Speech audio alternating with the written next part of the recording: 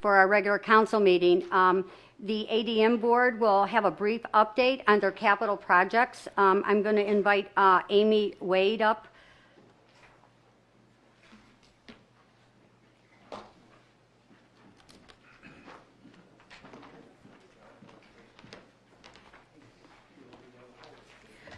Good evening, everyone. Good evening.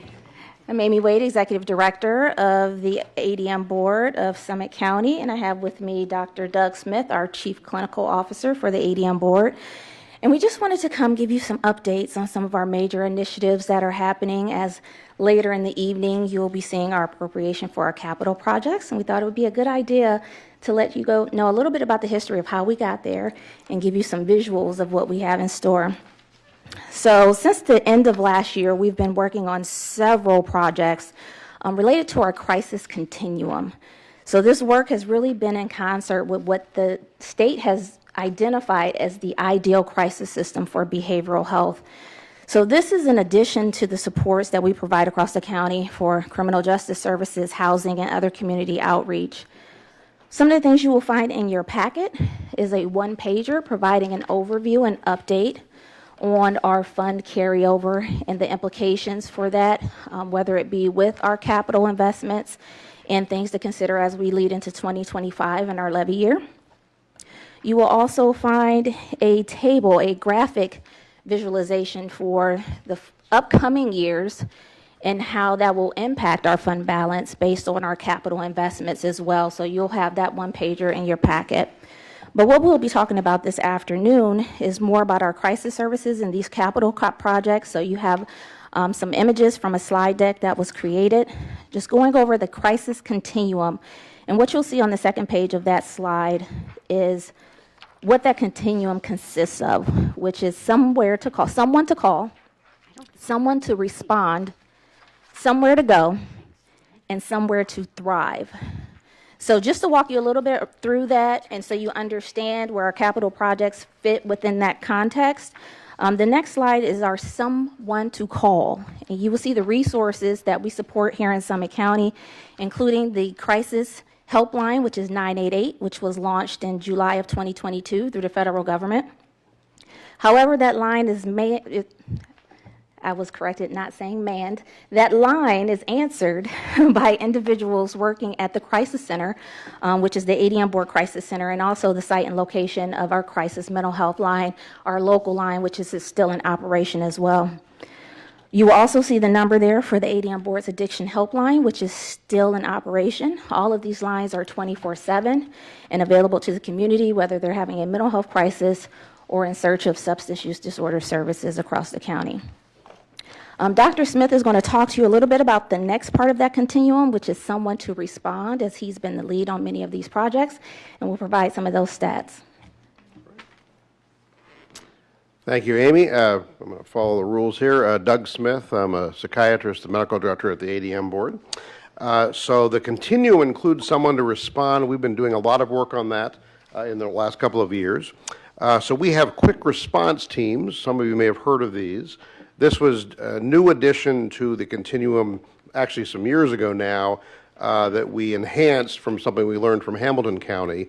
And the idea is to go out to respond to anybody who's had an overdose, generally on opiates, after the fact, to check on them, offer help and hope and resources, and we then track that to see how many of those individuals come in for services and connect to services, and that's been a lot of people.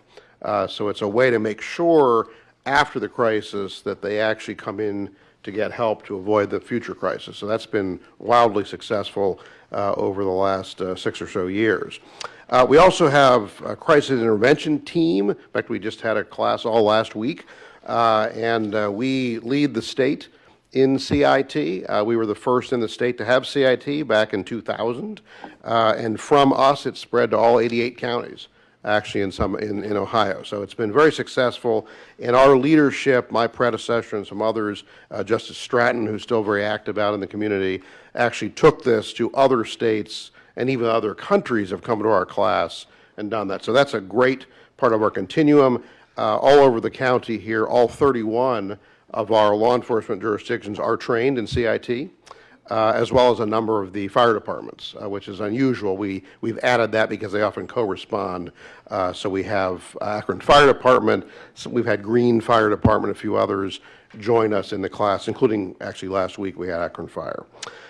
Newer than those two are the MRSS, which is the Mobile Response and Stabilization Services.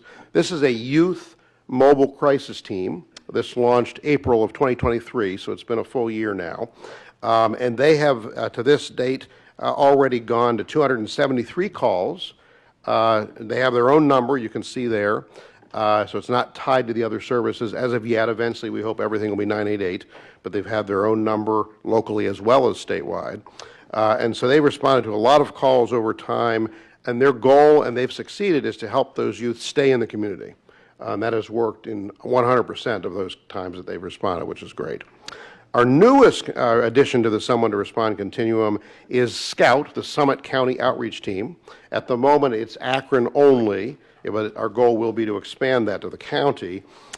We launched this March 5th, so we're really only 3 months into this. We're currently preparing a report on this, but I can tell you that from the data as of the end of May, we had already responded to 225 calls, compared to the youth one, which has had only about that many in a year for different reasons, but it's working very well. We have kept most of the people in the community during that time. There are occasions where the team will transport to either psychiatric emergency services or to an emergency department or to an agency, which is actually happening more and more, if that's the best timing to get the person help as opposed to waiting for others to transport, which would be other first responders. So 38 times they transported out of the 225 times. And then what they also do is go back out and check on people to see how they're doing when they're not getting a call. The goal then is preventive to help avoid future calls for service that are needless, and also, of course, add to our long history here in Summit County of diverting people away from the criminal justice system and into care. So that's really part of that. This whole continuum we've been talking about, including CIT, is to try to get people not to end up in jail, and of course some of them maybe even prison. We want them to get treatment. Thank you. Thank you. So I will continue on into our next phase of crisis, which is somewhere to go. And this leads into some of our capital projects. And the first I will speak of is our ADM Crisis Center, which I know several council members are familiar with that particular facility, but that is where our detox center and our psychiatric emergency services and crisis stabilization is housed, run by Orienta House and Portage Path for the mental health side. And that facility has been in place for over 30 years at that location. And services, standards, certifications, and technology has evolved since then. So back in 2021, we started conversations about our crisis landscape and what are best practices and how services should flow and how do we ensure access and decrease stigma around crisis services to bring people into this space. So in 2021, we started a consultation with PEGS Foundation. We participated in crisis academies with the state of Ohio. And in 2022, we took several stakeholders and care holders from Summit County with us to the state of Arizona to visit 2 model crisis facilities. We had representatives from Akron Fire, we had our crisis providers, we also had representatives from NAMI, the National Alliance of Mental Illness. We had peers with us to see what best practices look like and bring that back to Summit County. Based on that information, Dr. Smith assisted in holding several meetings and focus groups with those stakeholders and others to see what we wanted to see in Summit County. And thus, we created the Crisis Enhancement Plan. So I'm going to go on to the next facility and tell you how we've merged these 2 projects. The second place is Somewhere to Thrive, which is a secondary facility that we are working along with the state of Ohio, who has provided some ARPA dollars to help fund the building of a facility in Sagamore on the state hospital property at North Coast Behavioral Health.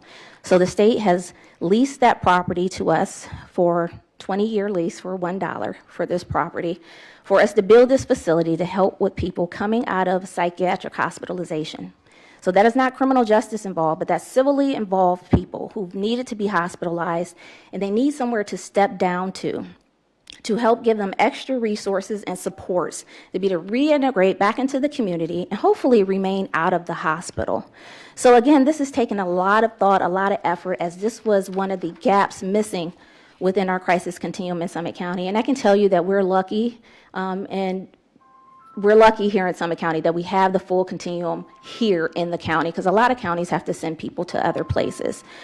So this particular facility and the one above, we hired G. Stevens as an owner's representative to help us navigate what it would look like to rehab the crisis center or upgrade that facility, and then subsequently to build this residential step-down center. As they have been brought on board, we also hired Haas and Staub Architects, who has worked with us through this process. We've had several focus groups in regards to these projects. And in terms of the crisis center, we are currently at the step of developing what needs to be in that space. So we won't be taking away services, but we will be adding services, including some medical services and pharmacy services. Again, seeing where it's best positioned, either where it sits now or maybe somewhere else within the city, that will make it more accessible to the community and more welcoming with the evolution of services. What you will find, many of the slides in your packet were much further along with the residential step-down center, which I'm happy to say has been named, with the blessing of the family, the Dr. Fred Freese Residential Step-Down Center. For those of you who know Fred Freese, I don't need to say much. For those of you who don't, he was a world-renowned psychologist from this area who lived and worked with schizophrenia himself, and he was a staunch advocate for that, and his family is just pleased to sit in that space, as he also worked at that state hospital. So it has a lot more meaning, and I think represents the hope that we wish to bring to those who go through that facility. So as you go through your packet, you will see some of the renderings for that beautiful facility, again, that's being supplemented with some ARPA dollars to be able to have that space to thrive for those experiencing that crisis and stepping down for state hospitalization. And then the last slide is just mention of some other major initiatives. I know you guys are pressed for time this afternoon, so I would welcome any questions, or if there's any opportunity where you want to have more in-depth conversation about any of these initiatives or these facilities, we can do that and answer questions now as well. Director Wade, thank you. And you may not have this answer handy, so happy for follow-up. This is wonderful to see. I know it's something we've identified community-wide for a while. Curious how, from a beds perspective, what this does for our overall capacity at the county level. That's question one. And question two is, this is a big outlay of resources. Can you share a little bit about how we've also invested in other care providers and actual caregivers through other programs at ADM that aligns with this kind of amount? Yes. Yeah. No, we have some information with us today, but in terms of capacity, especially the residential step-down center, we have struggled for years in regards to having access to state hospital beds. And I can say with confidence in this county, whether we're talking about from the jail or from our providers or from the hospitals, we are not referring people to the state hospital who do not need to be there. But the beds just are not available. So what this does is create an alternative space and some additional resources for those who can move through the state hospital quicker, but have more assurances of success when they're coming out of that space. So it does increase some capacity, but that does not negate the fact that we need more hospital beds. In terms of resources, so some of the things on the last slide that I mentioned, workforce, as you can imagine, not just for our system, but across the county, is an issue. So we have invested over $5.5 million over the past 3 years in workforce initiatives. But one of the things I was engaged in today was our second workforce focus group with the Round River Consulting. So we had over 20 of our providers in that space helping to develop a plan for how our resources are best served. So it's not just the board telling agencies and providers what they need to enhance, retain, and recruit workforce, but is with their feedback and telling us how to invest our dollars in that space.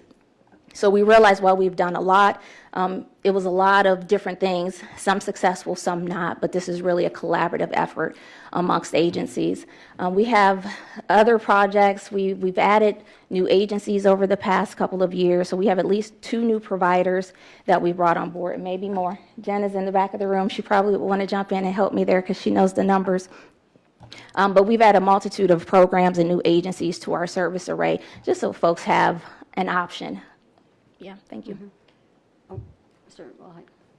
Amy, for the new facility in the northern part of the county, has there been a transportation study piece to this so for example, somebody in Green that's in crisis and doesn't have a vehicle, doesn't have anything other than public transportation or Uber, how will that work? Is there any kind of a special number they can call, contact they can make? How do we move people around, given that this is in the northern part of the county?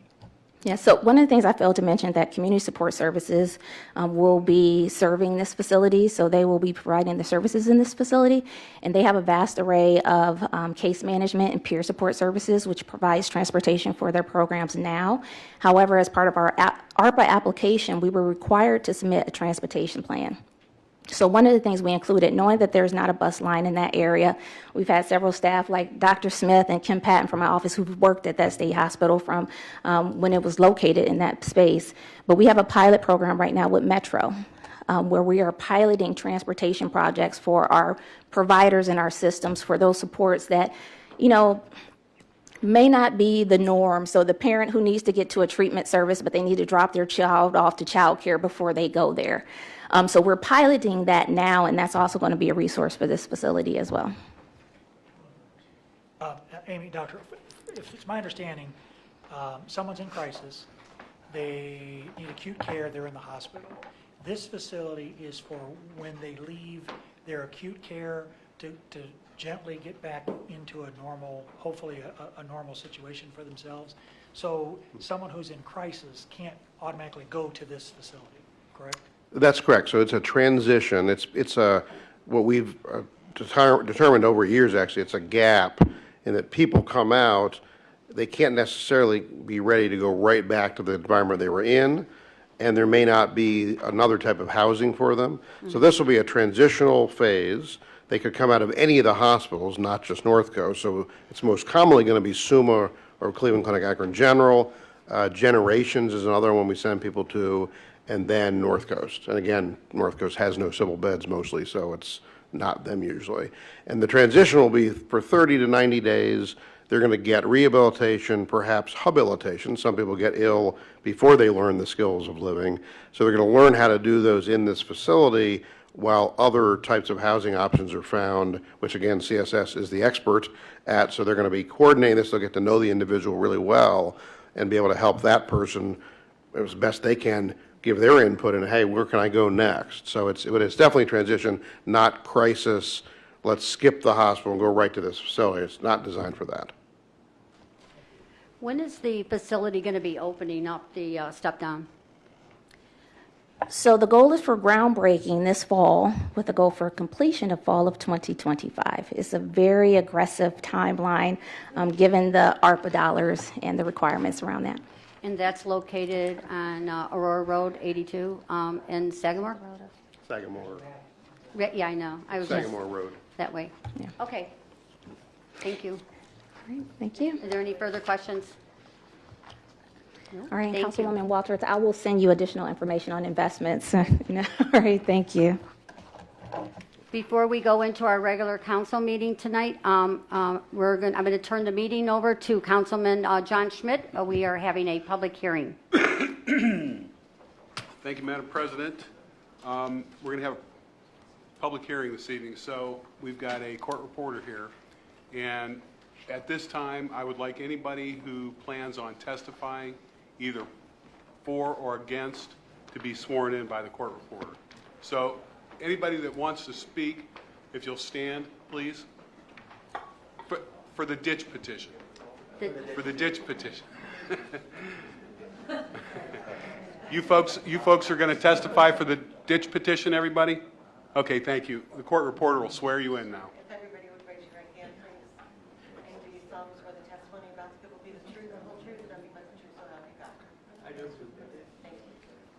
you, everyone. At this time, I'm going to ask the petitioner, Rick Patz, Northfield Center Township trustee, to come up and speak in favor of this. Council members, thank you for the opportunity to speak this afternoon. Rich Ravel, who's behind me, and myself are trustees in Northfield Center Township. My name is Rick Patz. Rich is going to be passing out some packets of information to each of you. I think it's going to be kind of redundant because I see that Joe Paradise is going to, his demonstration is going to follow almost exactly what we're handing out. But the Reader's Digest version is of a housing development in Northfield Center Township. The development we'll be speaking about was originally the Northfield Peat Humus Company, where the peat was excavated to form a 6-acre lake, which is in place today. And almost simultaneously, while the lake was being developed, the Northfield Home Subdivision number 1 and number 2 were developed. And in your packet that Rich is handing out is a summary report Northfield Center Township contracted to have performed researching the development as far as the stormwater issues and drainage.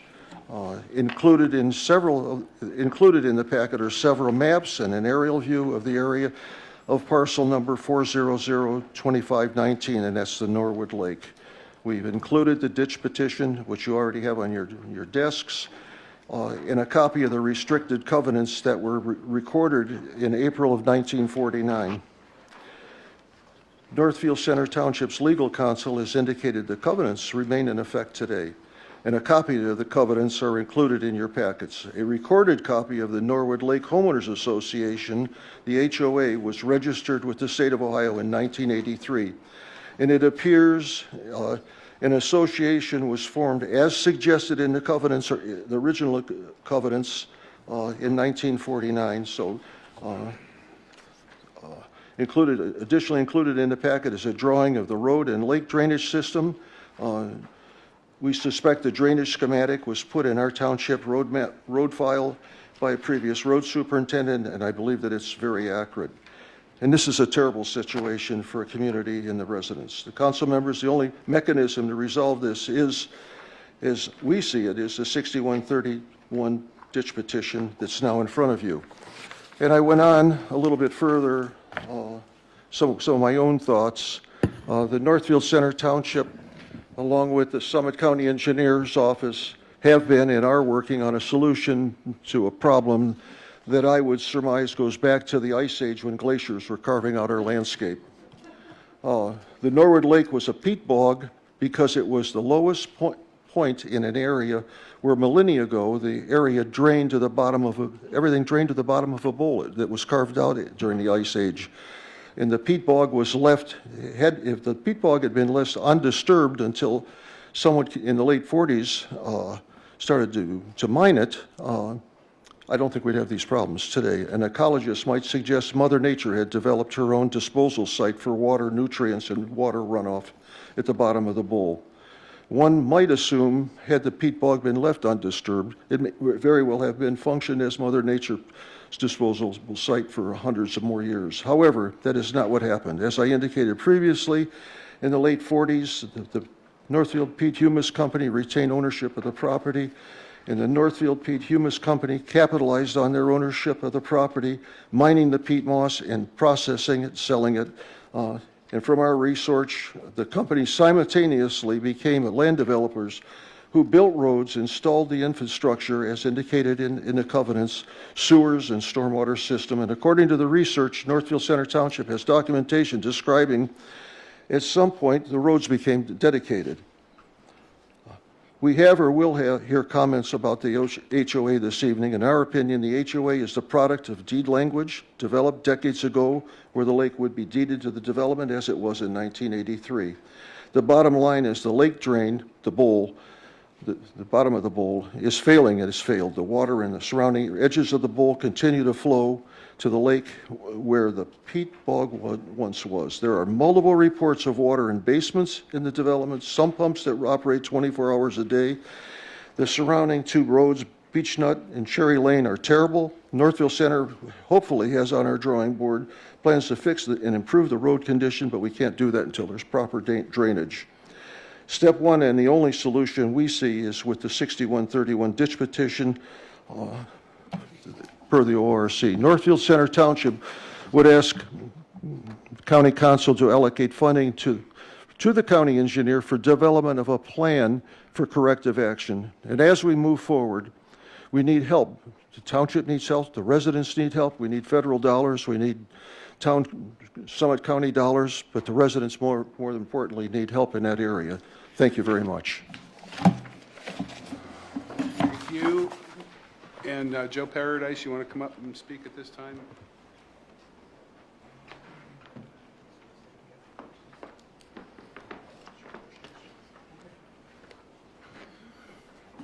Good evening. President Darrow, Chairman Schmidt, members of the committee, my name is Joe Paradise. I am the Deputy Director of Engineering Services for Summit County Engineer. In accordance with 6131, Ohio Revised Code, the township has submitted to the County Council a petition. They are requesting a reconstruction of a drainage from the lake out to State Route 82's drainage system.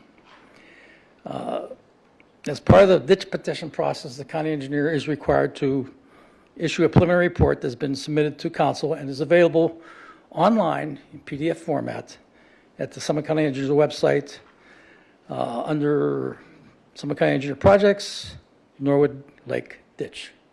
So it's available to the public.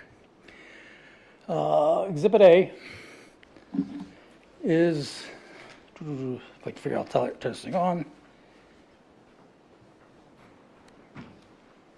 Should be a red dot someplace coming up there. Do I got it? Okay. The ditch sits north of East Aurora Road, which is State Route 82. And it sits east of Old 8 Road.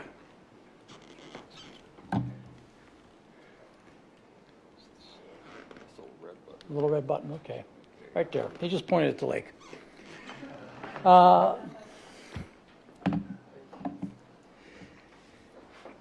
As Mr. Pats stated, it's a man-made lake. It's been in existence for 75 years, plus or minus. You have numerous houses around the lake. We've developed a area that we feel drains to the lake. It's at the bottom of the hill, and we don't know exactly where the top of the hill is. The outlet we're going to be talking about, if you go to Exhibit B, Mark. On the right there is the Spitzer property. The intersection right there is Cherry and Beechwood. From that intersection down to the corner where the parking lot is for Spitzer, there's a pipe somewhere in there. The township talked Spitzer, well, we threatened Spitzer with the prosecutor's assistance into cleaning out their pipe on their property. They spent $20,000 digging out tree roots on their property. When they got done digging out the tree roots, they ran a camera through the sewer and found out there's still more tree roots in there, but it's on other people's private property. All those houses in that one corner, right in that area there, are contributing to it, to the roots system. That's where the plug is. For us to go out and start suing our residents to make them clean out something that they can't do normally.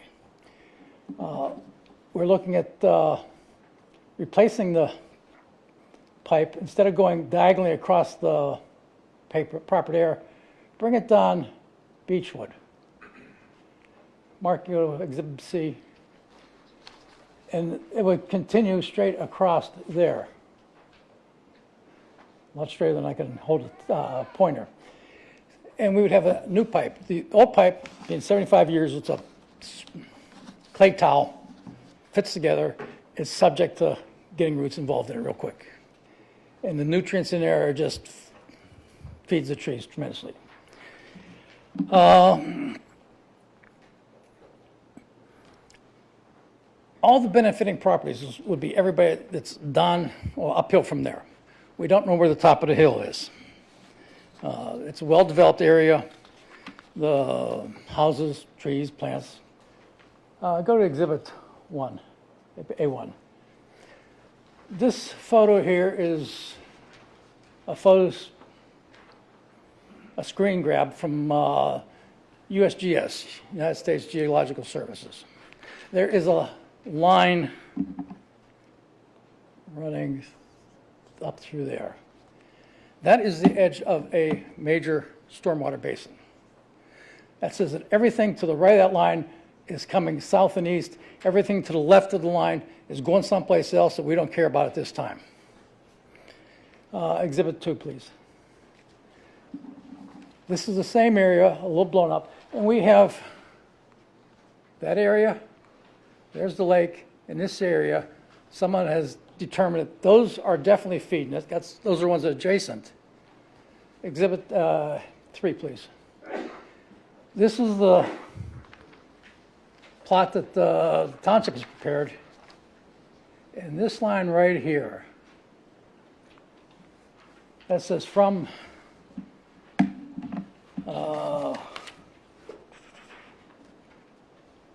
that's from the backyards of Forestwood, which is a couple, 3 blocks north of the lake.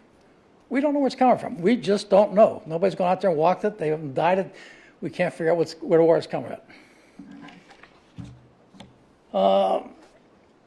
They were asking for money, the township's money, to accurately identify the benefiting properties.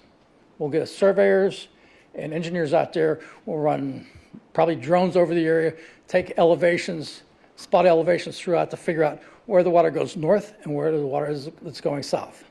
Some of the water from the north is maybe going to the east and going back behind Spitzer's development, because there is another wetland over there. We need to determine the proper size of pipe to install. They put an 18-inch pipe in 75 years ago. We may need a larger pipe. We got to determine if the downstream pipes can handle the flow.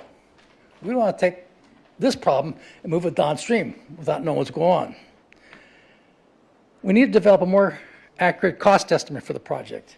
I provided a rough cost estimate in your handout I gave you on the preliminary report of nearly $500,000. We need to determine what additional lands, what right-of-ways we need to acquire. Right now, that property, the pipeline that goes across from Beechwood off to the right there, it's on private property. We have no legal right to be on that land. And in fact, if they did put somebody on that land to maintain it, because that's what they want them to do, the state auditor could sue them, and they'd have to pay it out of their own pockets. You can't do that. We need to determine where the pipe will be located. I suggested it goes across Cherry and down Beechwood to 82. I don't know the elevation of the pipe that's on 82. I don't even know if there's a pipe on 82 that can tie into. We need more investigation. We need to prepare detailed plans of what we study. The authorization to proceed with the study does not grant approval to go out and build it. It doesn't grant approval to go out and assess property owners. It just gives us more information so you can make an informed decision on what we want to do out there. We're gathering information. By state law, we have to come back with a final hearing. We'll see you once we get done. At that point in time, you can either accept it and approve it, or you could vote it down. You can dismiss the project. That's where we're at right now. Any questions? Joe, what's the timeline for the study if this gets approved? The study would probably take about 3-4 months to get a contract, 3-4 months to gather data, 3-4 months to prepare plans and report. So probably about a year from now, we'd be back in front of you with a better understanding of what we're doing. Okay, thank you. Jeff? Joe, and anyone else who can answer the question, I'm not trying to be flip when I say this, but that explanation is as clear as mud to me. And I agree with you. More information needs to be had before anyone's charged a dime, threatened to be charged a dime, anything along that lines. Part of a concern that I have is reading, this letter is from an Amy Chapman, and in it she states that her home was built in 1952, and this whole issue of the HOA coming together in 1983, if I'm understanding it, if anyone can answer it, they just created an HOA to donate property, if I'm understanding the verbiage in this letter.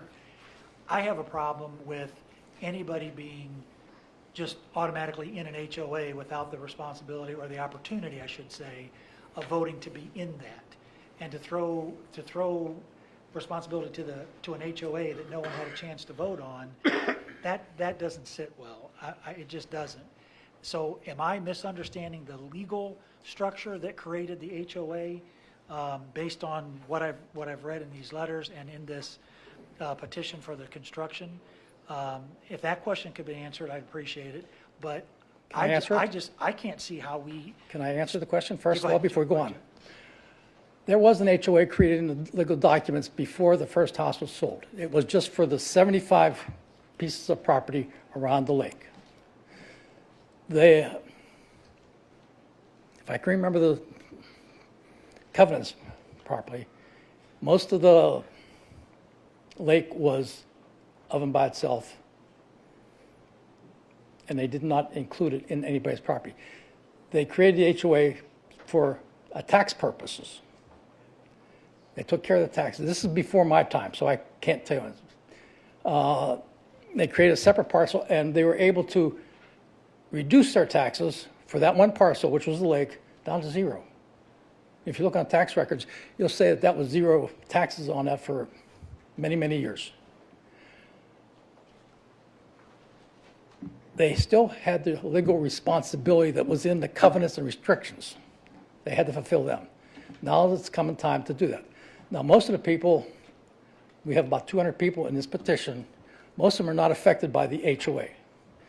They are benefiting members of having the water go through that area. That's why they're included in it, and that's why they would not be assessed as an HOA themselves. The HOA is of and by itself, but we'd still have the 6131 requiring them to participate in the cost of the construction of the outlet. Because whether you live at the north end or the south end, if you're putting water into that lake, you're benefiting from that lake.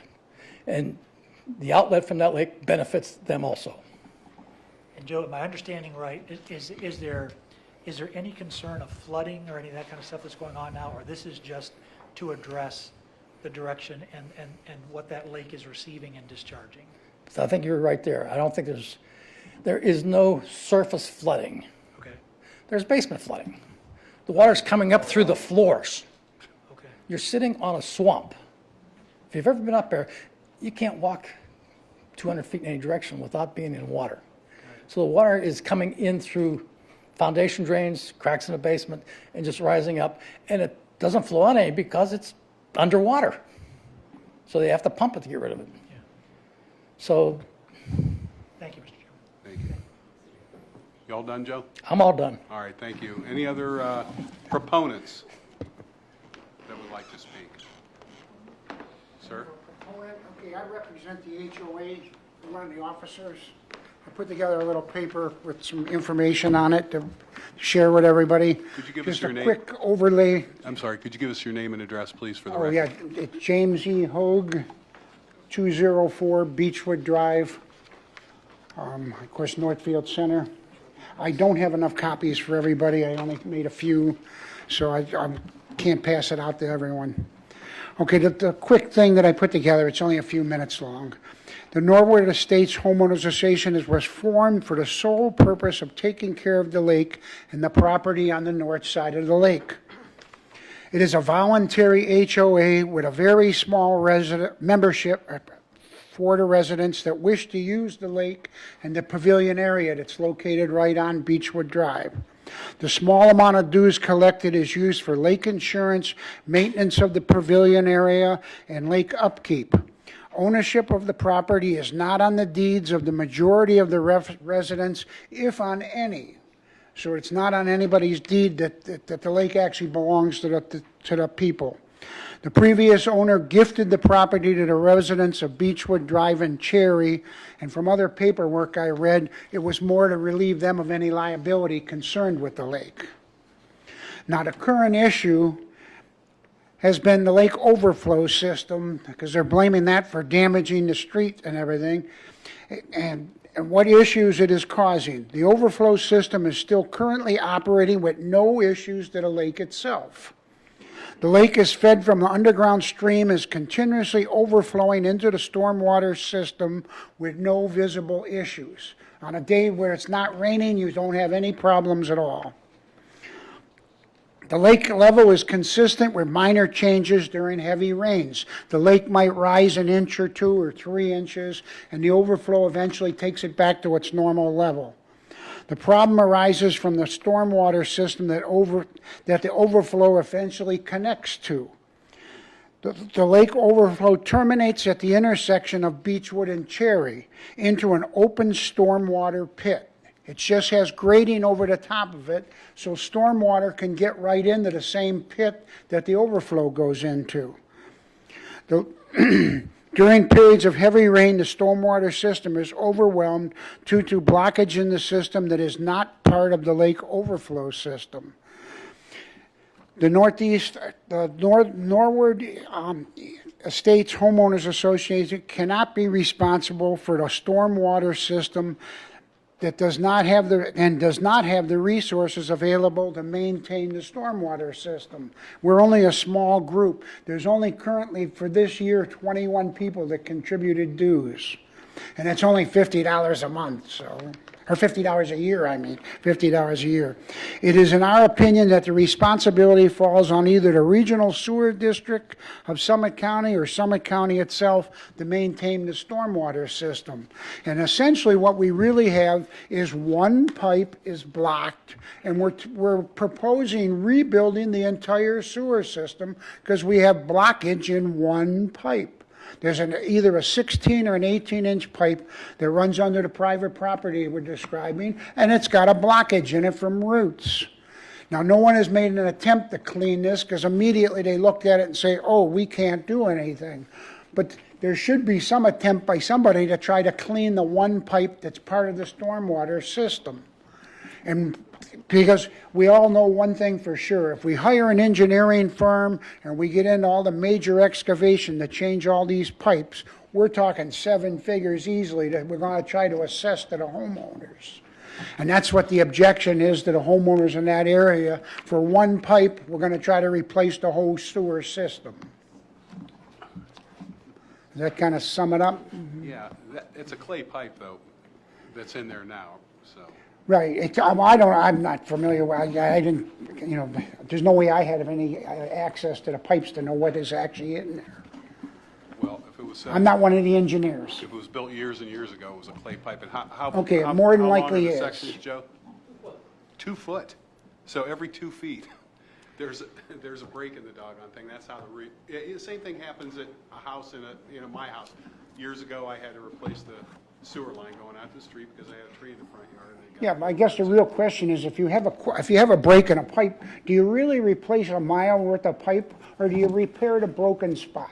I don't know. I'm not an engineer, sir. I'm That's not what he's either, but there- I'll that's what say he's that, here for. I'll open that question up, because right now we have a blockage in one pipe, and the overflow of the lake is not the issue, other than it does use the stormwater system, and it dumps into the intersection of Cherry and Beechwood. You can actually see the lake overflow if you just a simple look down into this pit, and you see how much water is coming out of the lake, and then it disappears. And only is it overflow and cause problems when we have heavy rains. All right. Thank you, sir. Appreciate it. Okay, thank Are there you. any other proponents? Yes, sir.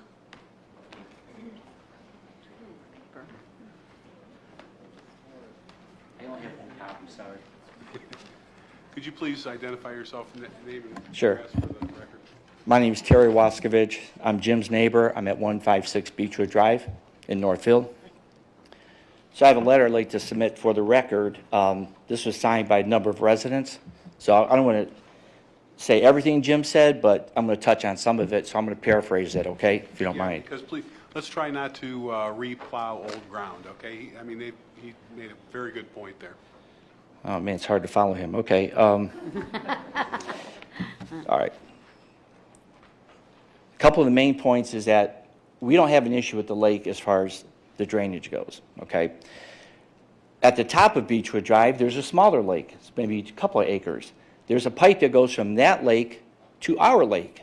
So we're actually doing the township and the county a favor by having our lake there to get rid of the excess water, when you think about it. So we have two pipes that are supposed to be, one that comes from the upper lake, one goes down to the storm sewer. But if you take a kayak or a canoe out on that lake, when there's not enough algae on the lake, there's like 6 or 7 pipes that go into that lake.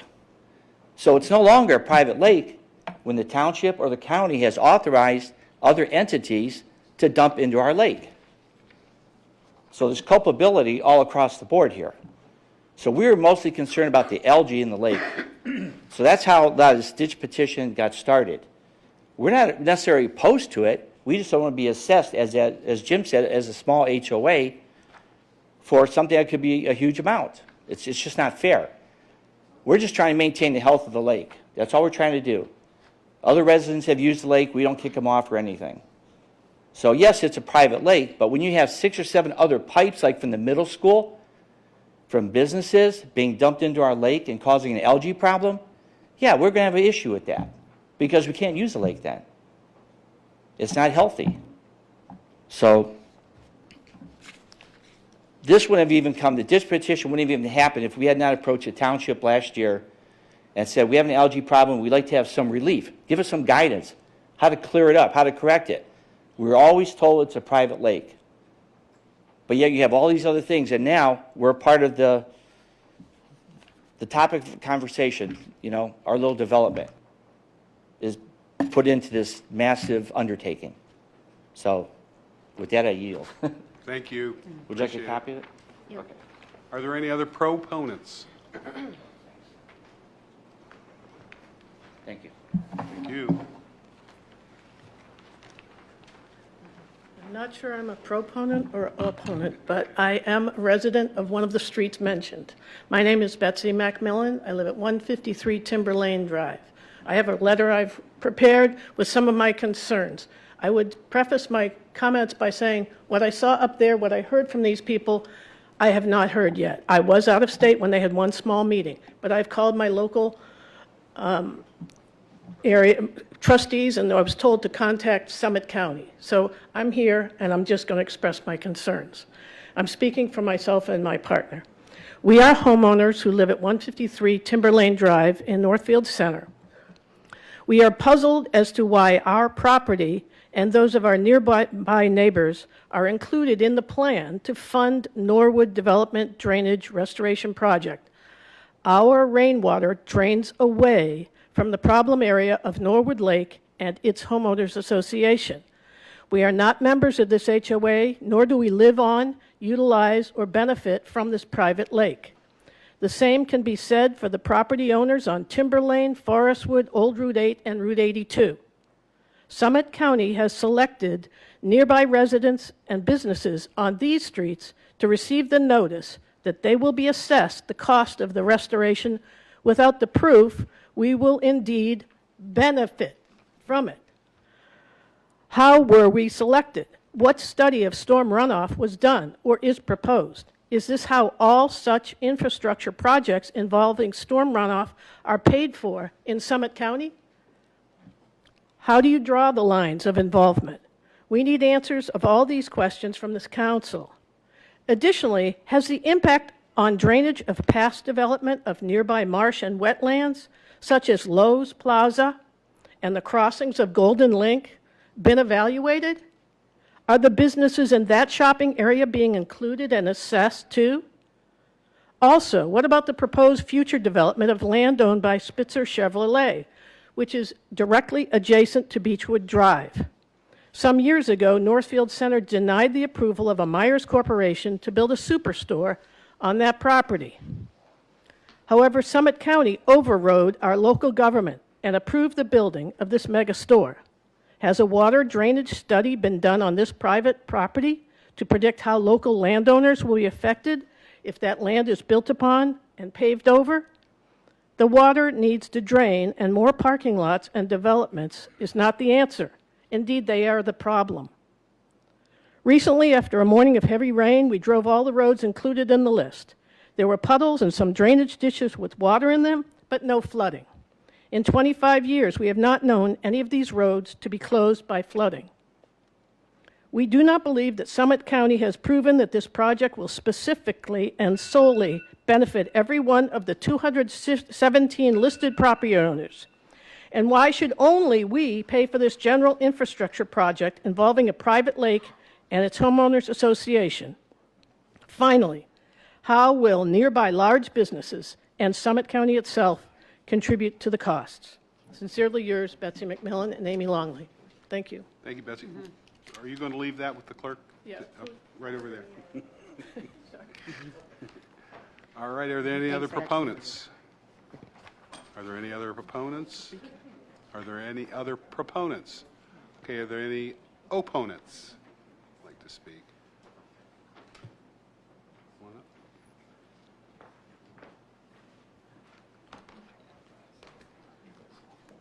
How's everybody in the chamber doing today? My name is, I apologize for the shorts, but it's a little warm outside. My name is Kevin Isbell. I live at 198 Timberlane Drive. The beginning of this meeting, I do want to take a backtrack on this. If people don't know what the ADM board does in Summit County, please support them. As a family member of mine that's dealt with a lot of mental health issues and stuff like that, they get a lot of help from it. Please utilize them. However, I do want to kind of thank the different people that have already come up and spoken about the proposed development. And they've answered some of the questions that I did have. Now, they're right in saying that there's comes down to an HOA saying that, hey, it's not right. You're absolutely said it right. It's not fair for people that didn't sign up for an HOA to be assigned to it. That is true. However, we had a gentleman that claims and is a representative of the HOA that came up here. So therefore, they would be required, and the parcel in hand here is actually owned by the Norwood Estates Homeowners Association. They've already mentioned that in previous people coming up and talking about it. So the issue would become is if they are collecting dues as a homeowners association, that piece of property is owned by the homeowners association and is deeded and everything like that to them. It's been said before that, yes, they created it to take care of this lake and by the lake. Then if that is the case, then it's going to fall under a common element of a homeowners association. It's a common area. If they want claim to it, it's private property. You can drive down Beechwood right now. It's a private property. You can't access it unless you belong to the homeowners association. I can't go to it. I live a block and a half away from it. It's a common element, and the HOA is required to collect dues in an amount to take care of any maintenance of a common element of an HOA. That is required legally by the state of Ohio under statute 5312, which is Ohio Planned Community Law. If they're filing as an HOA, they have to follow the laws in maintaining common elements, common properties, and anything that goes with it. I also would like to kind of mention when it comes to, and I know there's going to be more planning and stuff like that to kind of assess if it moves forward, to kind of assess the benefiting properties and benefiting parcels. The issue would be, I mean, if you kind of just rely on a topographical map as they did when it came out to pretty much the entire parcels being listed as a benefiting property or even potential, it didn't even have somebody drive around the neighborhood and see that there's pretty much no way water from the next street up on Timber Lane can end up in this pond. It would have to pass through two culverts, and Timber Lane drains to the east. And I don't know, and maybe the engineer can kind of point out on Appendix A3, if I'm to believe correctly, there's different lines with the different numbers. These would be the connections and the storm lines that run through the area, if I'm reading that appendix correct. I'm assuming that's true, but that was developed by the township. I don't, Then I'm not the author of it. Then I'll defer to you. Is that correct, or the assumption that those are the storm water drains that go through the area? Okay. So we have an appendix that nobody knows exactly what's going on it. So that's pretty much my overall argument. If they want to be an HOA, then they have to follow the rules and requirements of the state of Ohio when it comes to an HOA. And is the ditch petition the right avenue to take for this? Because if they are an HOA, this is an HOA property, then they have to petition the county themselves. This is their property. It's not Northfield Center, excuse me. It's nobody else. It's not the right petition. It's not the right move. I'd like to thank you all very much for your time, and have a great day. Thank you. Yep. Are there any others to speak in opposition? Are there any others to speak in opposition? Are there any others to speak in opposition? Okay, thank you.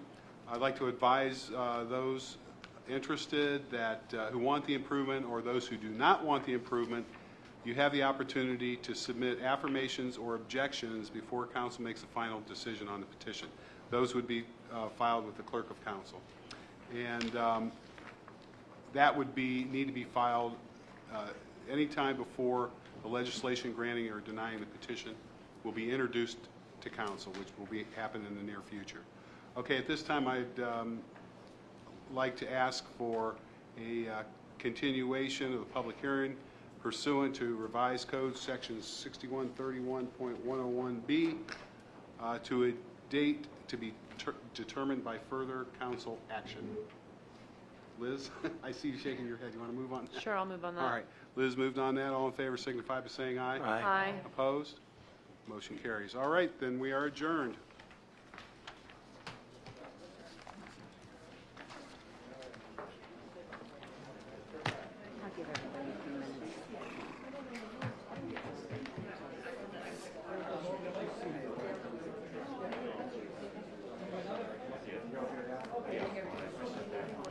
Good afternoon, everyone. The meeting is not adjourned, just the public hearing for your information. So those folks that came for the hearing, you are welcome to leave.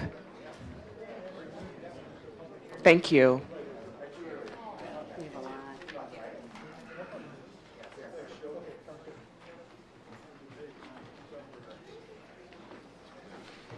Thank you, Liz.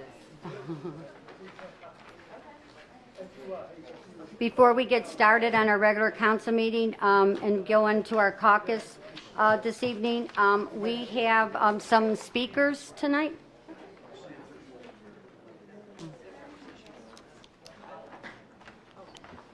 Good evening. We're prepared to move forward with our council meeting, and we're going to kindly ask that any conversations be taking place in the vestibule area, please. Thank you so much.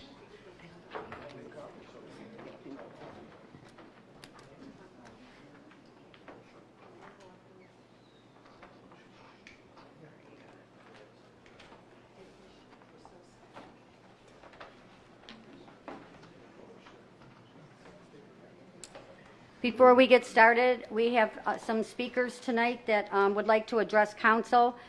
Please note that these, if you're coming up to speak, you have exactly 3 minutes, and our council clerk will set a timer when he comes back. Here he is.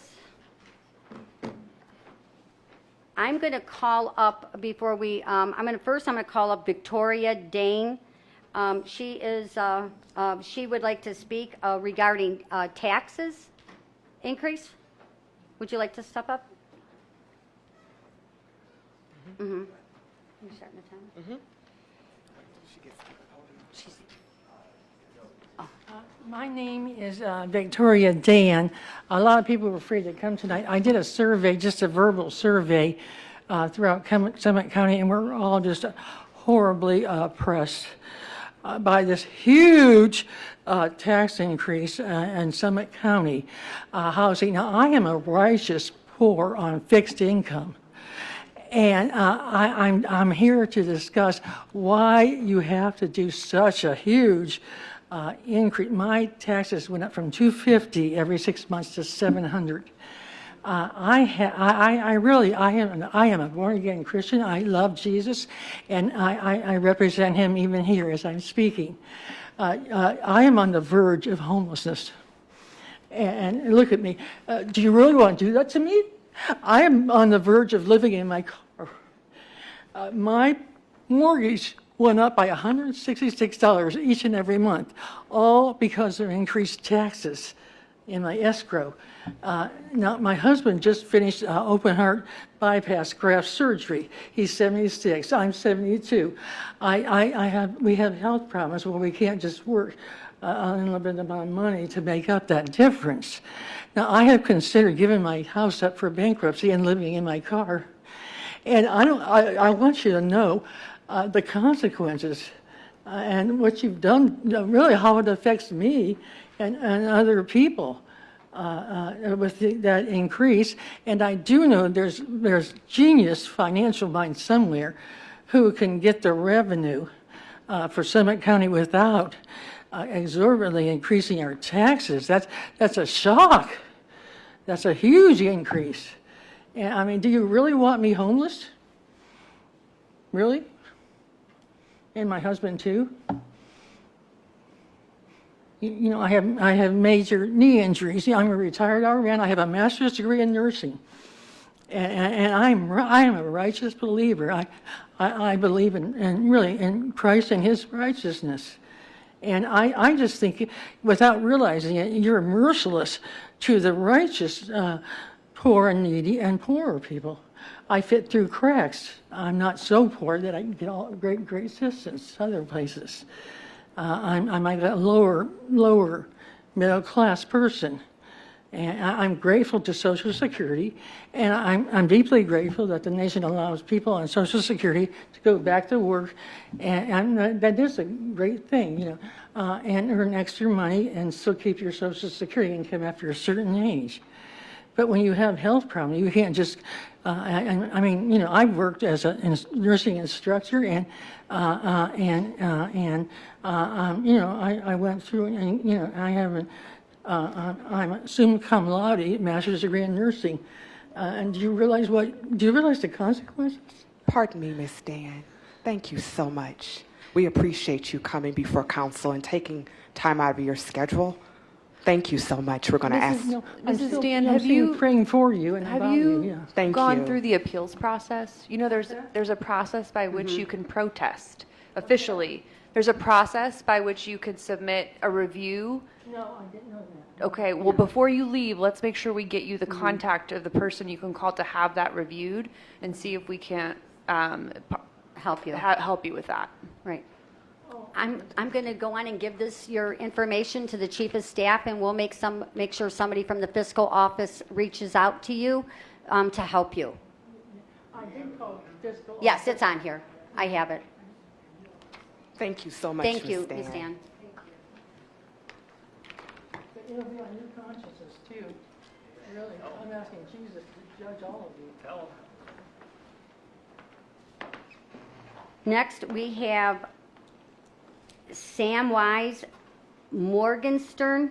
That is correct. Yes, that's me. Sir, just, you know, a little information. You'll have 3 minutes. I'm aware. Okay, This thank isn't you. my first rodeo.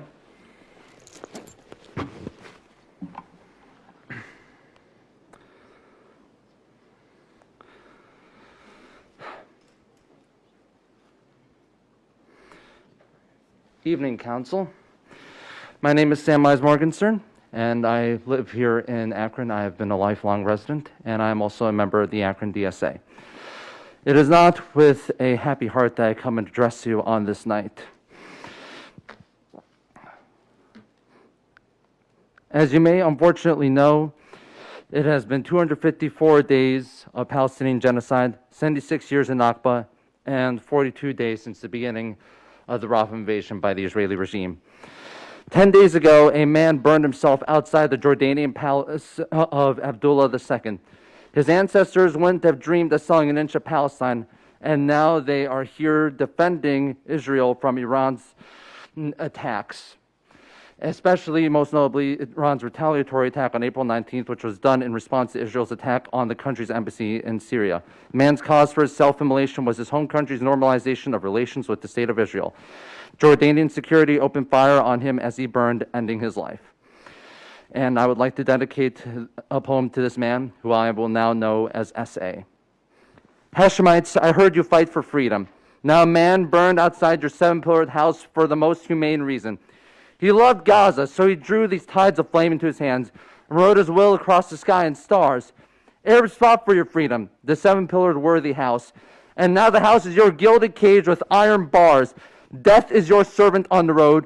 When you smiled, and in sorrowful envy, it outran us all and took him apart into its quietness. The blind worms grow fat on Gaza's substance. You claim to be Saladin, but your cruelty matches Augustus. A traitor to your ancestors and a traitor to your race. Your deeds are just a horrible disgrace. Sir, your house I will shatter, because to you freedom does not matter. Summit County has $4.5 million in Israeli bonds. I recommend that you get rid of them and not invest in Israel ever again. Free Palestine.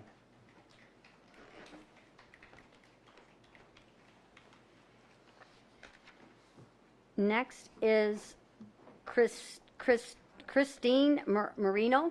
Christian Marinos. It's okay, my handwriting's sloppy. It is.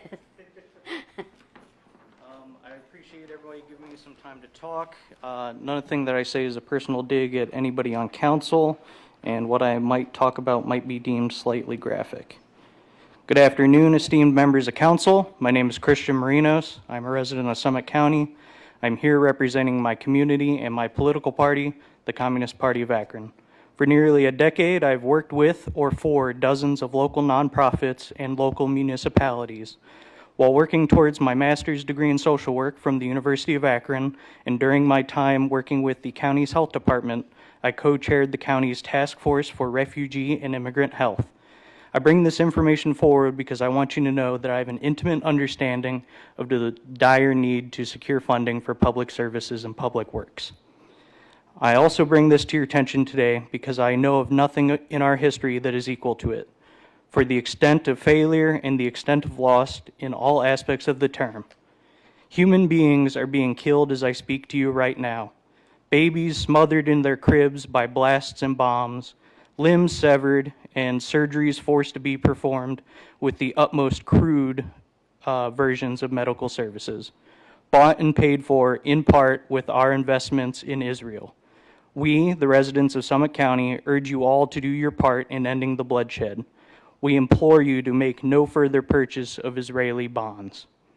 To facilitate this, we ask the county to no longer deal with the investment management company that has procured the purchasing orders for the Israeli bonds. Going forward, we urge the passing of a non-reinvestment ordinance so that the county money, upon maturity of current investments or as soon as legally possible, is no longer utilized in order to further the bloodshed. We encourage this body to form a community investment review board to empower community members to engage with you and other local governance, and to task this board with assessing the social, economic, and ethical ramifications of current and future investments so that we can ensure that they align with the values and interests of all Summit County residents when providing recommendations to the fiscal office. Thank you.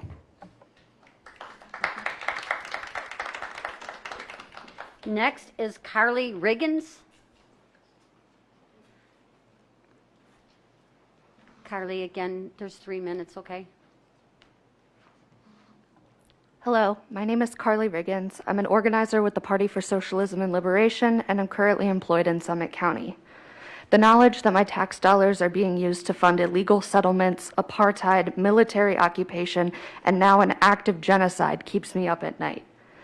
For those of you who may not know, Israel bonds are unrestricted loans to the Israeli government, loans which are being used to fund illegal settlements in the West Bank, as well as the ongoing genocide in Gaza. Since the county's most recent purchase of $1.5 million worth of Israel bonds in February of this year, more than 8,255 Palestinians have been murdered in the Gaza Strip, and an additional 16,344 have been injured. More than 10,000 are currently missing or buried under the rubble. Hospitals, churches, homes, and schools have been bombed relentlessly. According to the United Nations Office for the Coordination of Human Affairs, 1.7 million people in Gaza have been internally displaced, and 1.1 million are facing, quote, catastrophic levels of food insecurity. Over 96% of children between the ages of 6 and 23 months are not meeting their nutrient requirements. 9,500 Palestinians are currently being held in Israeli prisons. About 3,660 of those are being held under administrative detention, which means they're in prison without charge or trial. On average, 1 in every 5 Palestinian in the occupied territories have been arrested and charged at some point. These are the things our tax dollars are funding. Meanwhile, in Summit County, homelessness and food insecurity are on the rise, and schools are facing extreme budget cuts, among plenty of other issues. We have 2 very reasonable requests. First is legislation prohibiting future investments in not just Israel, but all foreign bodies. And second is a community investment review board, which would allow the people to decide where our tax dollars go. Thank you for your time, and free Palestine. Next is Andrew Six.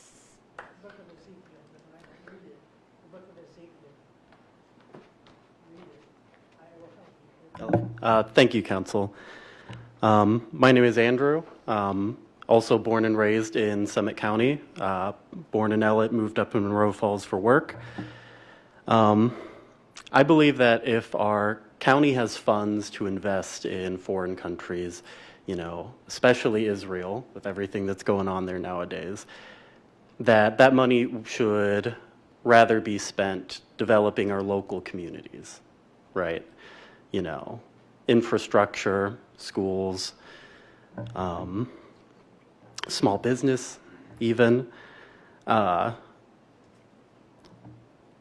believe that investment in Israel, especially, you know, nowadays, is not only morally unconscionable, but it's also not even a very safe investment with everything that's going on. And everyone knows that, you know, they inflate the gradings for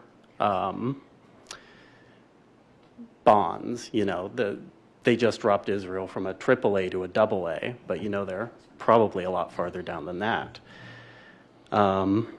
And that investment in Israel gives our government a perverse incentive to support this regime overseas, because a failure to do so would be a failure to protect our domestic investment, such as that of Summit County. I'm with the Party for Socialism and Liberation, like my comrade Carly, and we also just want everyone to know that we will keep coming back until the investment stops. All right, thank you. Next is Greg Levy.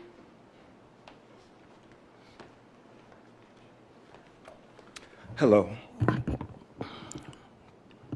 Appreciate your attention. My name is Greg Levy. I was born and raised in Akron. I was born in the Joey Park projects. I went to Glover Elementary. I went to Goodrich, and I graduated from the great Garfield High School. I appreciate your time and attention. I'm here to ask that this body move to divest from any and all investments in companies connected to the Zionist entity in Palestine. The entire world has taken notice to the atrocities in Gaza. The stench of the shed blood of the Palestinian people has risen such that no one can ignore the butchering that has taken place at the hands of the Zionist war machine and its American bombs.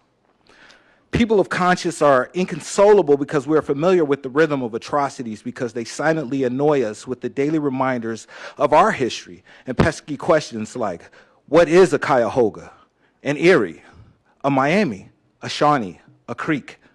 Small reminders that the people who lived here for thousands of years are no longer heard. They have been removed and cannot return. They were the victims of the world's greatest, most vast, and to this day, unpunished crime in world history. The genocide of the indigenous peoples of Turtle Island stand unmatched as the world's grossest criminal operation ever. Full stop. The brave refusal to be enslaved stands as a lesson to all of us. When the settlers come, fight or be enslaved. Settlers always bring genocide and slavery to the masses and assimilation for the few willing to be defeated. This is the trade-off for settler colonialism, and it is an unacceptable deal. Colonized people must side with the oppressed people of the world. It is our duty. It is in our interest of our very survival. In South Africa, settlers came to steal the land and enslave the people. It was at first the Dutch and then the British, just like the U.S. When the settlers enslave indigenous people, they create laws to legalize and make permanent their enslavement. We call this apartheid. The U.S. invented apartheid, and fascists all over the world came here to study how to most efficiently enslave working peoples. The U.S. and Great Britain always support apartheid regimes. They supported our own apartheid regimes here in the U.S. They supported the white settlers in South Africa and its apartheid regime, and they support the Zionist regime in Palestine, which is an apartheid state where Arabs are offered second-class status. Malcolm X taught us that there is no such thing as a second-class citizen. There's free and there's unfree. Apartheid is an attempt to enslave a whole people. Africans in America always side with human emancipation and against apartheid. Support for the Zionist regime is in fact a vote for ethno-nationalism and apartheid. Although settler colonialism projects produce office fillers that try to seduce us into assimilation, we do not want to enslave others, and we want to free everybody. For that reason, we must free Palestine from the river to the sea. Palestine will be free. Thank you. Next, we have, I want to say Ishan. I can't say your last name. It's very easy. Hawk, just like the bird. Oh. Ihsan Haq, Dr. Ihsan Haq. I've been a cardiologist in Summit County since 1984. So today, 40 years. I've served here, I've lived here, and I'm proud of being from Summit County. Akron has a rich history. Who was Isabel Baumfree? She was the Sojourner Truth. What did she do? We had a Freedom Railroad run through Akron. We have big feet, big shoes to fill. We need to know what has happened, what our history is, and what has happened. As was just pointed out, we cannot, Superman we are not, we can't turn back the clock. We cannot undo the colonization that happened in our USFA. We cannot bring the Shawnee back. We cannot bring the other Navajos back or the Mohicans back and whatnot. But we can see what's happening in front of us, and we can act on that. On that, when Israelites came to Jerusalem many, many moons ago, Canaanite Philistines lived there. You can find that in your Old Testament, you can find that in New Testament, you can find that in Quran. Out of those people who lived there, they first, when Jesus came, converted to Christianity. When Islam came, they converted to Islam. They did not leave that area. Those Canaanite Philistines lived there. They were Jews first. When Moses came, they were believers. They were Muslims. When Jesus came, they were believers, and Jesus was a Muslim. When Islam came, they became Muslims. They did not leave there. Today, 80% of the Palestinians who live there, they have Canaanite DNA. There's a Johns Hopkins study, 97% of the Jewish people that live in Israel proper, they do not have Canaanite DNA. So they are not even Semites. So they are colonizers coming from Europe, colonizing the indigent population of Palestine. We cannot be participants in that genocide. Today, ICC and ICJ, International Court of Justice, International Criminal Court, has opined that there is sufficient evidence that Israeli government may be committing genocide. Not proven yet, but that is what their assumption is. Can we be, do we want to be complicit in that? Do we want to be complicit in that? So if you have the opportunity, which you do not renew to support that regime. You've seen in the public media and the TikToks and whatnot, the IDF soldiers, I call them IOF, Occupation Forces, they are putting in all the atrocities they are committing. I don't have to show you that. Ask your children, they'll show you that. So please, do the right thing. That's all I ask. Thank you. Don't favor me, just do the right thing. Look at your conscience, see what you need to do. Thank you.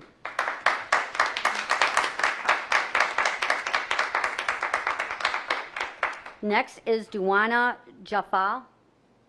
Did I say that right? No. I didn't think so. It didn't sound right when I said it. Thought I'd ask. You could tell us. Okay. Hello, my name is Dunya Jafal. I'm an organizer with the Palestinian Youth Movement. I am a Palestinian and have been a resident of Summit County for the past 7 years. Excuse me. What's your address? 232 San Juan Road, Akron. I'm a Palestinian, been a resident of Summit County for the past 7 years. Prior to that, I lived in Palestine, where I experienced firsthand life under brutal military occupation. And as a Palestinian and an American citizen, it has been extremely hard to reconcile my existence as both, especially in the past 9 months, where my tax dollars have been continuously used to carry out the violent genocide being committed against the people of Gaza. On top of the federal government's direct enablement of Israeli war crimes, I was disheartened to learn that Summit County as well has $4.5 million worth of investments in Israeli bonds, investments that go directly into inflicting the ruthless colonization of Palestinian land and the oppression of Palestinian people. It's hard to believe that given this brutal reality that millions of Palestinians live under, that a county in Ohio, halfway across the world, would choose to invest millions of dollars into the very regime that is enabling it. But assuming that you, the members of this council, are not aware, I want to take the time to state some facts that will hopefully bring to light some of the atrocities that the Israeli regime commits and why it's so important to prevent any further investments in this entity. Fact number 1, the existence of the State of Israel is predicated on the mass ethnic cleansing of Palestinians.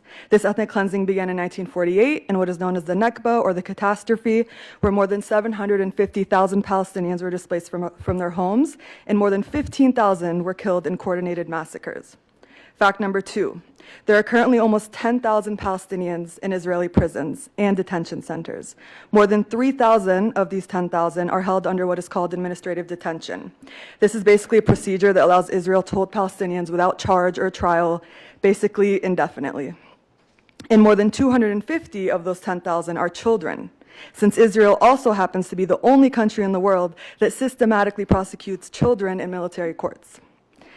Fact number 3.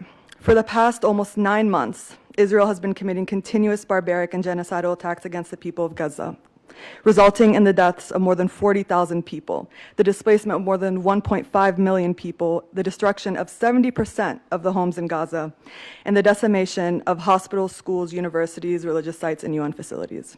These 3 facts only scratch the surface of the depravity of the Zionist Israeli regime. But I hope it's enough to push you to act in making sure that absolutely no future investments are made into Israeli bonds by Summit County, and that a community review board is formed to prevent the repetition of unethical investments aligning in no way with the interests and the values of Summit County residents. Thank you. Thank you. Next is David Juzan. Oh, kind of. How you doing, David?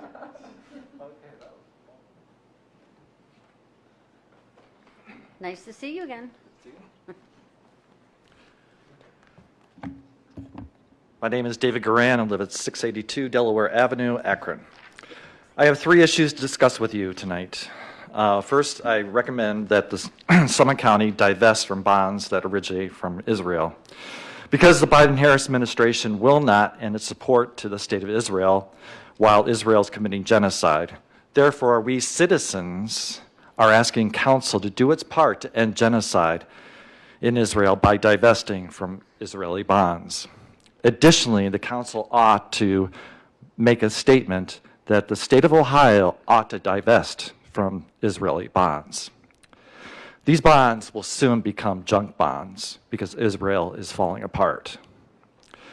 Next, the sale of Summa Healthcare ought to be stopped. The council ought to do whatever it can to stop the sale to a doctor/venture capitalist. Currently, Summa Healthcare cannot stay financially viable as a nonprofit.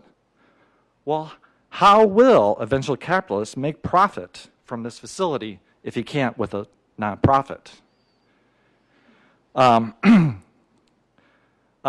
To make profit, I can see this capitalist, the Summa Hospital, will have to become a specialty hospital for rich patrons. And you can also see that with that development across the street to build apartments for those rich patrons. Rather than having a venture capitalist purchase Summa, the workers of Summa ought to be able to convert Summa into a workers' cooperative. Lastly, support the revocation of the corporate charter for First Energy.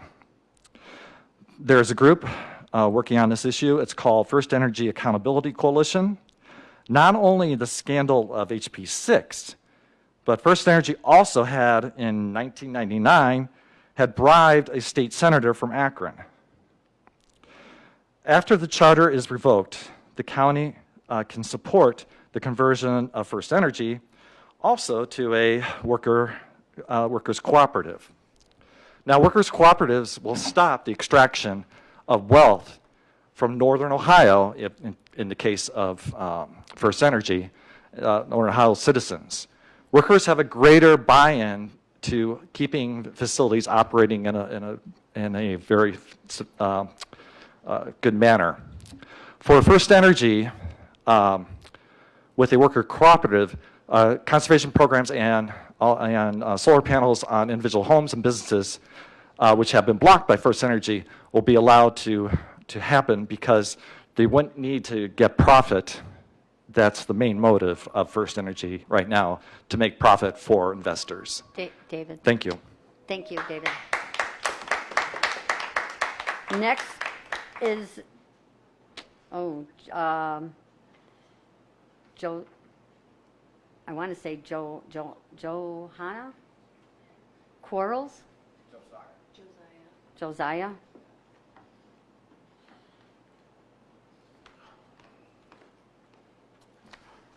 Good evening, Council. Thank you for your patience today. Thank you for your time. My name is Josiah Quarles. I am a resident of Summit County. I live in Twinsburg, 9969 Darrow Park Drive, and I am the Director of Advocacy and Organizing at the Northeast Ohio Coalition for the Homeless. I do not come here representing the organization today. I'm just here as a citizen, but I think that perspective really informs the lens in which I view the world. I see people dispossessed and displaced on a regular basis. I see the systems that we have in this country perpetuate themselves through extraction and taking advantage of people. And I think there is no greater example in the world today than what we are seeing in Palestine and Gaza. And that did not start today. It's a long history, as you've heard a lot about. But there are so many other times in history that we have seen this. And, the persecution of the Jewish people in Europe, right, was largely informed by the persecution and exploitation of enslaved Africans here. And so what we see is genocide rolling downhill. And it doesn't matter who is at the helm, it is wrong, regardless of whatever their history has been to that point. And as the United States as a whole has not been able to grapple with this, we reach out in any way that we can, whether it's a symbolic gesture, whether there is just a few $1 million, whether there is establishing a new process of ways to deter these processes from replicating over and over again. So I am here to ask you as well to no longer further invest in Israeli bonds, but also honestly just not invest in any foreign governments. There's really no reason for us as residents and citizens here to have our investments applied to a foreign nation which has its own its own ideas about what they should be doing, and they very much may not align with ours. So I make that ask. I think having more transparency around that process, I think, would be excellent. And so I implore you all to do a small little thing here to help prevent the horrible things that we continually see occur in our world. Thank you for your time, and have a good evening. Thanks, Josiah.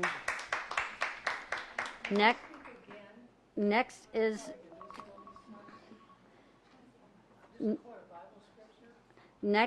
Duana Jafal. I have no one saying that. Oh, you have two in here? Okay. Hamad Judala.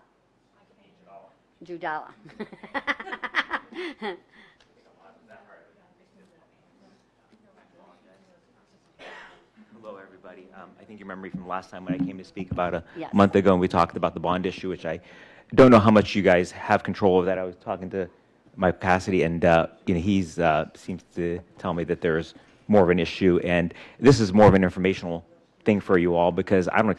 You guys are all very bright people, but I don't expect you guys to be experts on everything, because Lord knows I'm a physician, but I don't know everything. At least that's what my wife tells me. Anyways, what I'm here to talk about is what we're working on with the city of Akron, and hopefully work with the county. And is everything okay? Yeah. I'm sorry.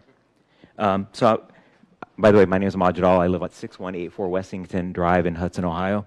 And I've been a physician here for over 30 years.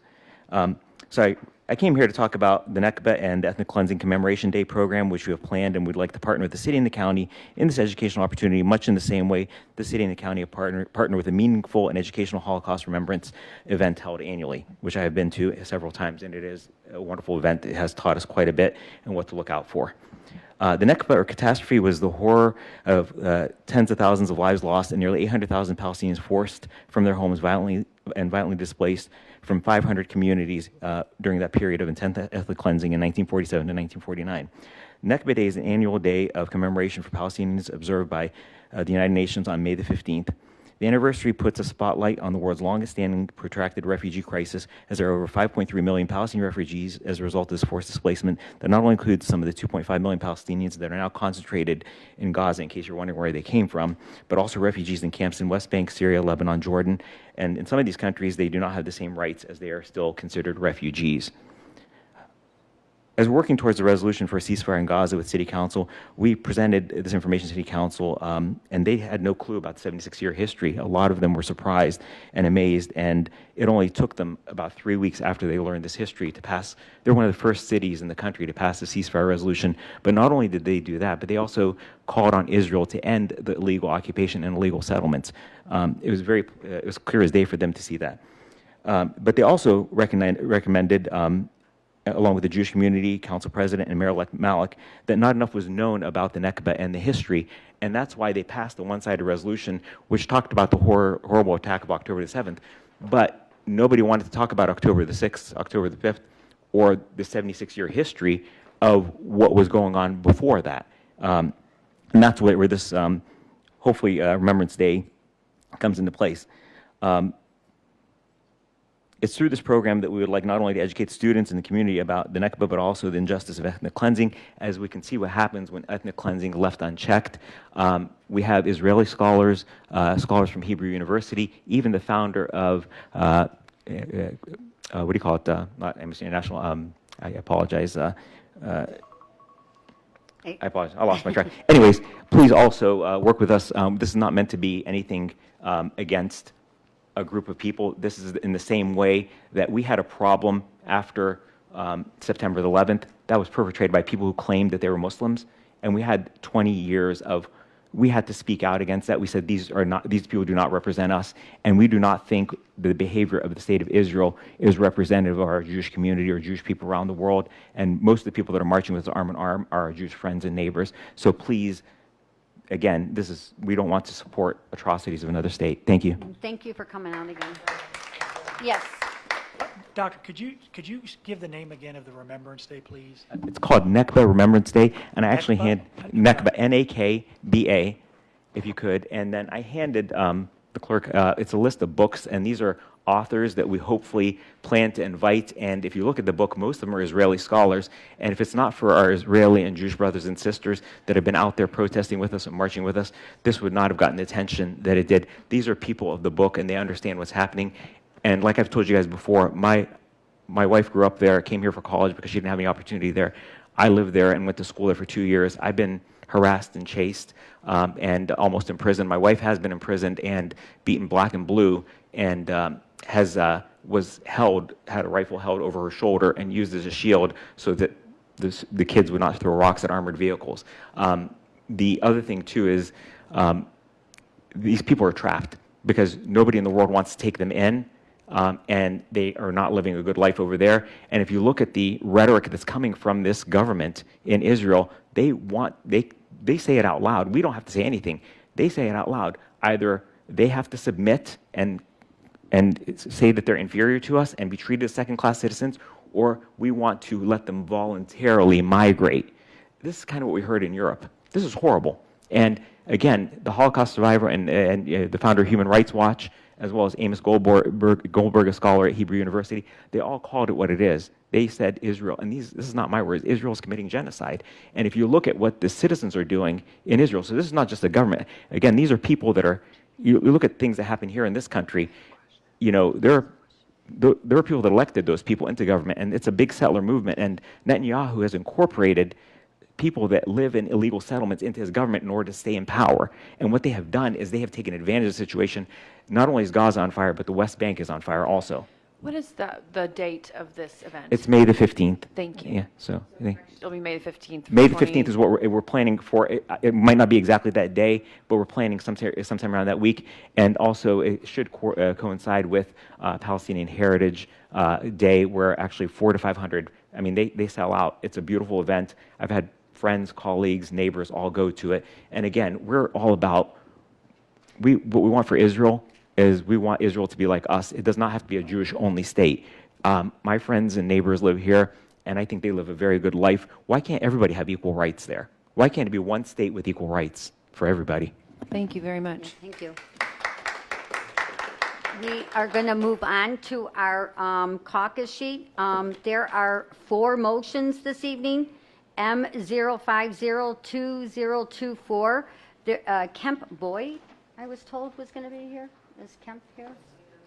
Okay. And then also M0532024. James Evans was to be. There's James Evans. Would you like to come up and address council, please? Sure. Excuse me. Hello. Hello. Jim Evans, architect. I live in Talmadge, 748 Jennifer Trail. My office is in Belden Village, 3951 Convenience Circle, Northwest, Suite 302. Well, welcome. Glad to be here. Does anybody have any questions? Thank you all for your public service. Thank you. Thank you, sir. Mhm. There are 20 first readings. There is one first reading passage request, 2024-186. Phil Montgomery will address council. Thank you, Madam President. Phil Montgomery from the Executive's Department of Finance and Budget. We have before council this cycle's appropriation legislation. The first item up is to appropriate advances out. So there were, at the end of last year, as council will recall, we did with sanitary sewer. We also had a couple of small grant funds that we needed to advance some funds to clean up the end of the year. This is to repay those funds back to the general fund. The next line item is another one of those grant funds where we are switching the life-to-date functionality of the fund back to annual. Like I mentioned to council a few meetings ago, we're going to have a few of those over the course of the next couple weeks. We're moving on to our regular council meeting, so if you guys need to speak, could you kind of step out? Okay. Sorry, Mr. Montgomery. No problem. The next item on page 2 is an appropriation adjustment for the ADM board. And the next item is the capital appropriation for the ADM board, as mentioned by Executive Director Wade at the beginning of the meeting. One thing I do want to point out to council, I noticed an error on my part. I left out the line item for the expense items in the capital project fund. So this transfer of the $38 million appropriation for the $38 million will allow them to transfer the cash from their operating fund to the capital fund, but I didn't put in the line that would let them spend any of it. So I will have another one of these on next week's council to clean that up. The last item on the bottom of this page is to fund a change order previously approved by council, as is the first item on page number 3. We have for the Common Police Court an appropriation of some carryover funds on a grant, as well as the extension of the Valor Court JAG grant. On to page 4, we have a new tech grant for the Domestic Relations Court and a new grant for the sheriff. And with that, I'd be happy to answer any questions. Does anybody have any questions for Mr. Montgomery? Oh, thank you, Mr. Montgomery. There are no late filings, routine legislation found on pages 7 through 12. There are no second readings. There are no third readings. Please rise for the Pledge of Allegiance, led by Councilman Brandon Ford, and a moment of silence. To the flag of the United States of America and to the republic for which it stands, one nation, under God, indivisible, with liberty and justice for all.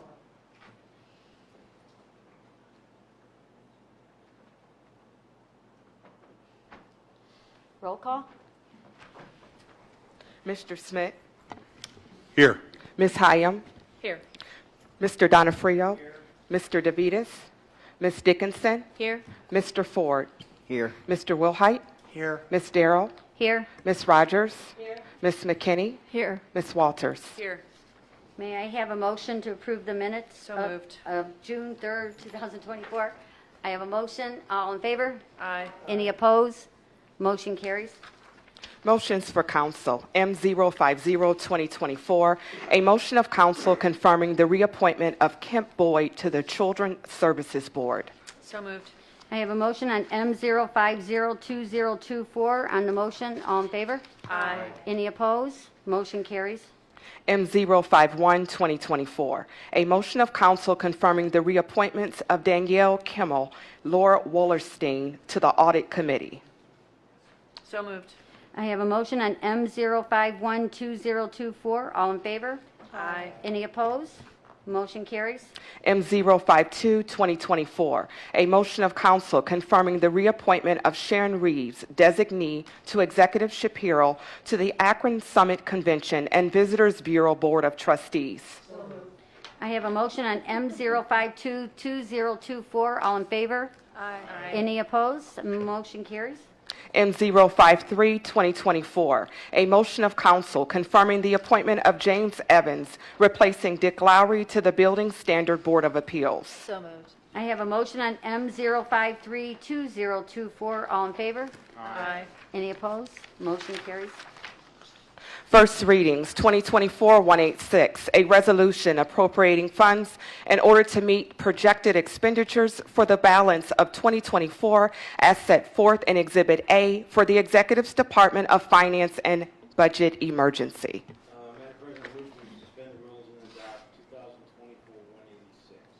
I have a motion to suspend the rules and adopt 2024-186. On the suspension, all in favor? Aye.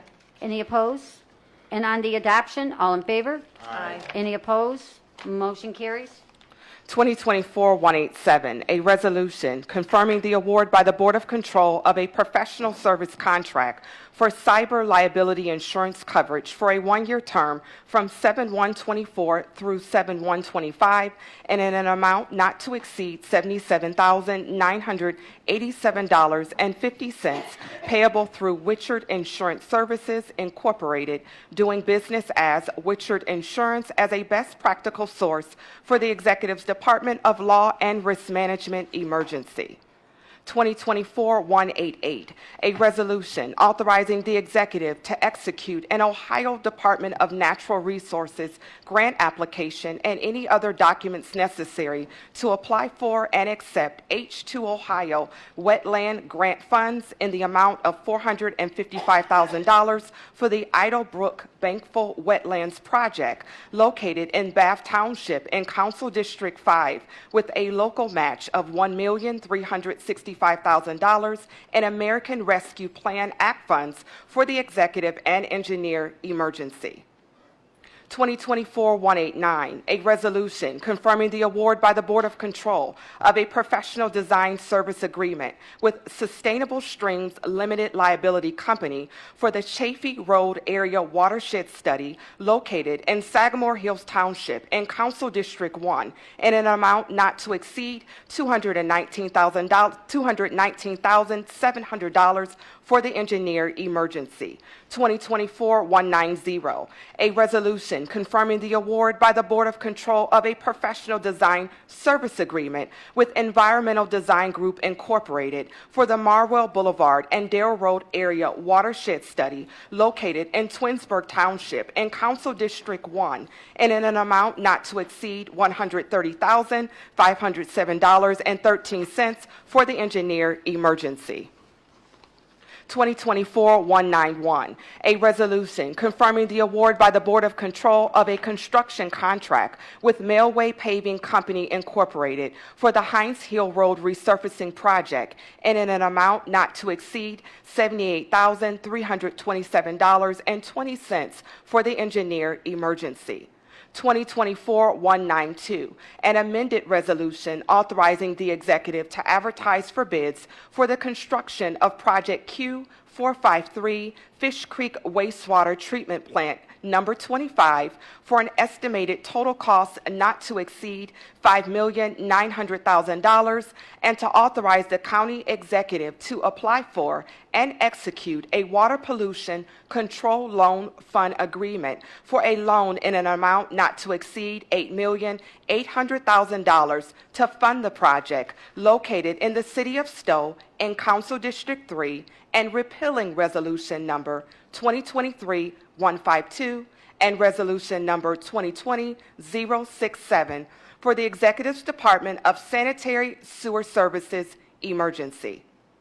2024-193, a resolution authorizing the executive to execute a construction contract subject to the approval of the Board of Control with Kenmore Construction Company Incorporated for Project Q453 Fish Creek Wastewater Treatment Plant number 25 located in the city of Stowe in Council District 3 and in an amount not to exceed $6,438,550 for the Executive's Department of Sanitary Sewer Services emergency. 2024-194, a resolution confirming the award by the Board of Control of a professional service contract with Answer Advisory Limited Liability Company for construction management services for Project Q453 Fish Creek Wastewater Treatment Plant number 25 located in the city of Stowe in Council District 3 and in an amount not to exceed $704,407 for the Executive's Department of Sanitary Sewer Services emergency. 2024-195, a resolution confirming the award by the Board of Control of a purchase contract with Mack Trailer Manufacturing Incorporated for a tri-axle dump trailer and in an amount not to exceed $83,701 for the Executive's Department of Sanitary Sewer Services emergency. 2024-196, a resolution approving and authorizing the executive to execute and submit the Community Development Block Grant and Home Investment Partnership Program 2024 Action Plan to the U.S. Department of Housing and Urban Development for program year 2024 and authorizing the executive to execute the 2024 Community Development Block Grant and Home Investment Partnership Program contracts for the Executive's Department of Community and Economic Development emergency. 2024-197, a resolution authorizing the executive to execute a memorandum of understanding related to the establishment of a Greater Akron Site Development Fund with the City of Akron, Ohio, Summit County Land Reutilization Corporation, Greater Akron Chamber, and GAR Foundation, and further authorizing the executive to execute all other necessary agreements and documents as contemplated in the Memorandum of Understanding upon terms substantially similar to and not materially adverse to the county for the executive emergency. 2024-198, a resolution approving and accepting a subdivision titled Hartridge Subdivision Phase 2, located in Sagamore Hills Township in Council District 1 for the Executive Planning Commission and the engineer emergency. 2024-199, a resolution authorizing the executive to execute a term sheet with the Development Finance Authority of Summit County, the Summit Fairlawn Broadband Regional Council of Governments, and the City of Fairlawn, and further authorizing the executive to execute all other necessary agreements and documents as contemplated in the term sheet upon terms substantially similar to and not materially adverse to the county for the executive emergency. 2024-200, a resolution authorizing the executive to advertise for bids for multiple pieces of equipment for various jurisdictions and special operations teams for an estimated total amount not to exceed $435,900 for the Executive's Department of Public Safety, Emergency Management Agency, Emergency.